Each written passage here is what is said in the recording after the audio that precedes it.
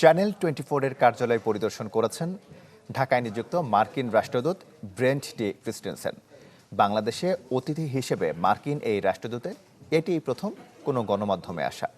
Channel 24 এর অনুষ্ঠানে অংশ নিয়ে দারুণ উপভোগ করেছেন বলেও জানান ব্রেন্ট ডি ক্রিস্টেনসেন।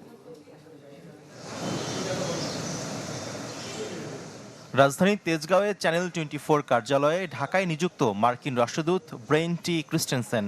বৃহস্পতিবার বেলা 12টায় তাকে স্বাগত জানান প্রতিষ্ঠানের নির্বাহী পরিচালক জহিরুল আলম।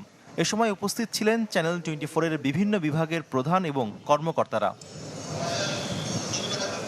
ঢাকায় রাষ্ট্রদূতের দায়িত্ব গ্রহণের পর ব্রেন্ট ক্রিস্টেনসেনের এটি দেশের প্রথম কোনো গণমাধ্যম পরিদর্শন। এরপর তিনি ঘুরে দেখেন চ্যানেল 24 এর বার্তা কক্ষসহ ভবনের বিভিন্ন বিভাগ, কুশল বিনিময় করেন কর্মীদের সাথে। পরে অংশ নেন জহিরুল আলমের উপস্থাপনায় বিয়ন্ড বর্ডার্স শোতে। কথা বলেন দুই দেশের কূটনৈতিক সম্পর্ক সহ সাম্প্রতিক নানা ইস্যু নিয়ে। এরপর মার্কিন রাষ্ট্রদূতকে ফুল দিয়ে বরণ করে নেন চ্যানেল 24 ও হামিম গ্রুপের পরিচালক সাজিদ আজাদ। এ সময় আরও উপস্থিত ছিলেন হামিম গ্রুপের ডিএমডি আব্দুর রাজ্জাক মণ্ডল ও কর্নেল দেলোয়ার হোসেন সহ ঊর্ধ্বতন কর্মকর্তারা।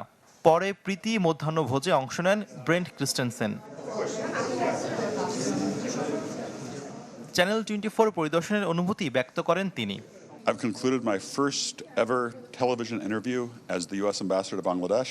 It was a great experience, great to see Channel 24's whole operation, learn more about the organization and the company. It was a tough interview, but I think a great conversation, and I look forward to seeing it for myself.